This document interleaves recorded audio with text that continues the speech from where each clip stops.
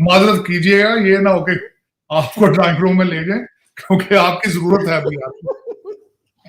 Petrol की जरूरत कम हो जाएगी और इंडिया को सहूलत हो जाएगी कि वो अपनी इन हाउस इलेक्ट्रिकल कार्स जो है मैन्युफैक्चर कर सके और दुनिया में एक्सपोर्ट कर सके। तो इंडिया के लिए तो ये गोल्ड माइन है। सर यहाँ अजीब कंफ्यूजन है, किसी को कुछ समझ में नहीं आ रहा। कोई कह रहा है कि जी IMF वाले जो है वो राजी हो गए, कोई कह रहे हैं बगैर कुछ दिए चले गए। आखिर हुआ क्या है? ठीक है, और उसकी बैटरीज जो है वो टेस्ला और जैगवार और BMW सारे के सारे लिथियम आयन बैटरीज बनाते हैं। देखिए, दर हकीकत मैं ये बताना चाहूंगा कि हुआ क्या है। इस जो इनकी मीटिंग्स चलती रही हैं उसमें सबसे बड़ा जो फैक्टर था वो ट्रस्ट फैक्टर था। वो कंफ्यूज थे IMF वाले। ये पहली दफा नहीं हुआ, आपका एक रिकॉर्ड मौजूद है कि आप you are not trustworthy partner. अब IMF को यही वजह है। और दूसरा सबसे बड़ी जो वजह है कि IMF is based in Washington DC और उसके ऊपर भारतीय लॉबी, इंडिया की लॉबी का बहुत ज्यादा इन्फ्लुएंस है। और वो आपसे नाक की लकीरें आपसे निकलवा भी रहे हैं, निकलवाते भी रहेंगे।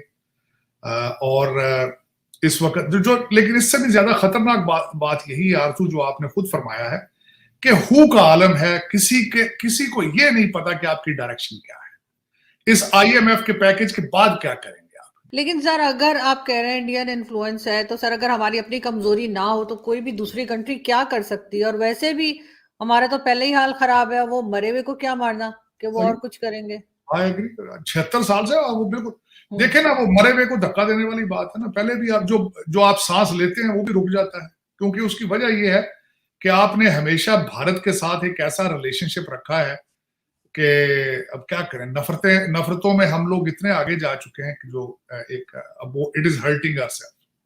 तो उसमें अब मैं हमेशा ये कहता हूं कि जो कुछ भी है इस वक्त आप, this is matter of your national security.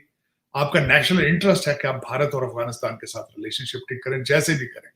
लेकिन उस तरफ तो तब तवज्जो दें अगर आपकी पाकिस्तान के अंदर तवज्जो हो। जब अंदर तवज्जो ठीक हो तो फिर बाहर की तरफ तवज्जो देते हैं। लेकिन आपकी प्रायोरिटीज ही कोई नहीं। आप देखेंगे किस अफगानिस्तान का जो समिट हो रही है रशिया के अंदर अफगानिस्तान के बारे में, जहां चाइना, इंडिया, ईरान, ताजिकिस्तान और उज्बेकिस्तान भी चला गया है, वहां पे आपने जाने से साफ इनकार कर दिया है। आपकी जो फॉरेन ऑफिस की जो मैडम जो है जहरा बलोच है, उनके पास कोई जवाब ही नहीं था कि हम क्यों नहीं वहां पे गए। कोई जवाब नहीं था उनका। यहां से south Asian institute Wilson centre के जो यहाँ पे वो माइकल है, उन्होंने स्टेटमेंट दी है। बात उनकी ठीक है कि आप वहां इसलिए नहीं गए क्योंकि वहां भारत मौजूद है, और दूसरी वजह ये है कि आप अमेरिका को नाराज नहीं करना चाहते क्योंकि IMF का package is in on the way. लेकिन this is not the proper way to handle it. This is not the कर रहे हैं सर, पूरे पाकिस्तान से कह रहे हैं कि टर्की के लिए डोनेशन दें और उनके लिए नए कपड़े दें, पुराने ना दें, और फंड भी बना दिया। और फ्लड विक्टिम्स के लिए सर जो फंड जमा हुआ था, वैसे ये जो 10 बिलियन और क्या कुछ बोल रहे थे बिलावल भुट्टो वगैरह, वो कहाँ है? वो लंदन होगा और कहाँ होना है उनके। आपको ये पता है कि जो सिंध के लिए जो लोगों ने, पूरी दुनिया ने खैमे दिए थे, वहां से 1 लाख खैमे वो भी टर्की भेज रहे हैं जी। और लोग अपने कपड़े उतार के दें, लेकिन आपके बच्चे जो हैं वो उनको सारा कुछ, उनको लंदन में सारा कुछ पहुंचता रहे। वाह वाह, लोगों को बेवकूफ पाकिस्तान को बड़ी खूबसूरती से बनाते हैं, बड़ी खूबसूरती। सर ये वो टेंट उठा के भेज देंगे टर्की, और यहाँ पे जो फ्लड विक्टिम्स है वो क्या करें? उनके लिए है ना वो टेंट। तो हाँ, टेंट तो उनके लिए थे, लेकिन क्या यहाँ जो बैठे हैं वो फिर अल्लाह उनका खुदा वारिस है? उनका कौन है? पहले कौन सा इनके उनको गवर्नमेंट को दे रही है, ले रही है? कोई पहले भी उनकी हालत यही है। सर ये बिलावल भुट्टो वगैरह ने तो बड़ा हंगामा किया था कि जी 10 बिलियन हमने जमा कर लिए और 2 दिन में कर लिए और 4 दिन में कर लिए, लेकिन उन पैसों का कुछ पता नहीं लगा। एक साहब मुझे आज कह भी रहे थे कि मैंने बड़ा गूगल किया, ये किया वो किया, कि कहीं दिखे, मगर मिले नहीं। आपको डैम फंड के पैसे अगर नजर आ रहे हैं तो ये भी नजर आ जाएंगे आपको। देखिए, डैम के भी तो सुप्रीम कोर्ट ने इकट्ठे किए थे, वो कहां गए? उससे पहले जल्जले के वो किधर गए? कोविड के पैसे आए वो भी आप खा गए। ये अभी के पैसे आपको नजर तब आए अगर माजी के पैसों का हिसाब आपके पास हो तो तब। ये सारी चीजें जो इनकी चल रही हैं, इस हालत में ये लोग फिर अगर इलेक्शन की तरफ जाते हैं तो ऐसी कौन सी गवर्नमेंट होगी जो आना पसंद करेगी? क्योंकि यहाँ कुछ खाने को तो है नहीं, उल्टा लेने के देने पड़ जाएंगे इनको। और ये कपड़े बेच के खा, ये मुर्दों के कफन का बेच के खा जाने वाली कौम है। आप कैसी बातें करते हैं? ये उस वक्त तक पाकिस्तान को निचोड़ते रहेंगे जब तक वो मेरा मतलब किसी साइड पर लगता नहीं है। ये बड़ी बड़ी कौम, इनके पास पीएचडियां है 2 नंबरी की, फ्रॉड की पीएचडियां ऑक्सफोर्ड और हार्वर्ड से की हुई है उन्होंने। ये आप छोड़ दें कि इनको पता ना हो क्या करना है, ये सब पता है।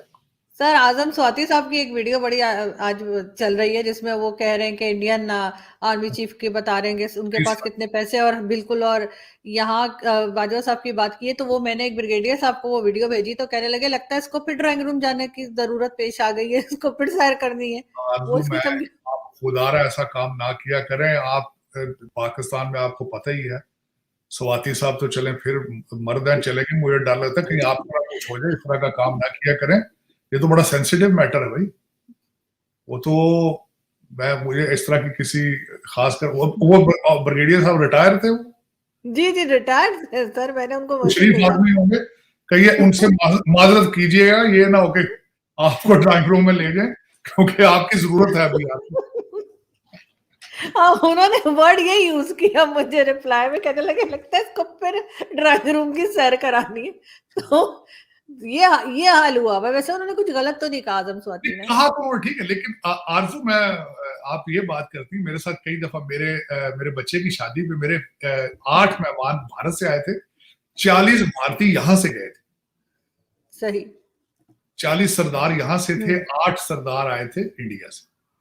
जी। मेरे दोस्त जो ब्यूरोक्रेट थे, उनके घरों को और गाड़ियों को देख के वो दंग रह गए थे, दंग रह गए।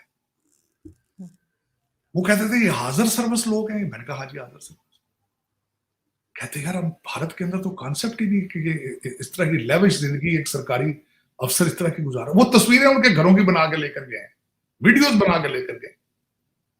वो कहते यार इसकी जात तो बड़ी छोटी सी है, इतना बड़ा महल इसने बनाया भाई, ये इनको पूछता कोई नहीं। मैंने कहा नहीं, यहाँ कौन पूछता है भाई, यहाँ तो प्राइवेट जहाजों में बोरियां उठा के लोग जा रहे हैं, वहां कौन पूछता है। आज के समय में पाकिस्तान के अंदर IMF की टीम बैठी हुई है और इवेलुएशन कर रही है पाकिस्तान को बेल आउट पैकेज देना है या नहीं देना है। पाकिस्तान बहुत ही ज़्यादा डेस्परेट हो चुका है इस पैकेज के लिए, क्योंकि पाकिस्तान को पता है कि जब IMF एक बार फंड रिलीज़ करेगा उसके बाद दुनिया भर के जो देश हैं उनका जो भरोसा है वो पाकिस्तान के ऊपर थोड़ा बनेगा, और उसके जो दोस्त मुल्क हैं जैसे सऊदी, UAE, कतर, ये सारे देश भी पाकिस्तान को कुछ पैसा दे देंगी ताकि जो इनकी इकॉनमी है वो डिफ़ॉल्ट ना करे, फ्लोट करती रहे। सुनने में ऐसा आ रहा है कि पाकिस्तान ने अपने खातों में इतनी ज़्यादा गड़बड़ी करके रखी है कि IMF भी अपने हाथ खड़े कर रहा है और पाकिस्तान को बेल आउट पैकेज देने से मना कर रहा है। दूसरी तरफ पाकिस्तान मीडिया इस बात का रोना रो रहा है कि जम्मू कश्मीर में जो हाल ही में लिथियम का खान मिला है भारत सरकार को, उस पर सिर्फ़ और सिर्फ कश्मीरियों का हक होना चाहिए, ना कि भारत का, जबकि कश्मीर भारत का हिस्सा है और अगर वहाँ पर माइनिंग होगी तो सबसे ज़्यादा वहाँ पर कश्मीरियों को ही फ़ायदा होगा, क्योंकि वो एरिया डेवलप होगा, नई जॉब्स आएंगी और उससे कश्मीरियों को फ़ायदा डेफिनेटली पहुँचाया जाएगा भारत सरकार द्वारा। वहीं दूसरी तरफ बलूचिस्तान से जो गैस निकलती है, जो पाकिस्तान का एक प्रोविंस है, वहाँ से गोल्ड भी चाइनीज़ माइन करते हैं और बलूचिस्तान पूरे पाकिस्तान का सबसे पिछड़ा हुआ इलाका माना जाता है। तो पाकिस्तानी मीडिया को ये कहने से पहले 2 बार सोचना चाहिए कि वो जो भारत को सलाह दे रहे हैं वो खुद वो काम नहीं कर रहे हैं।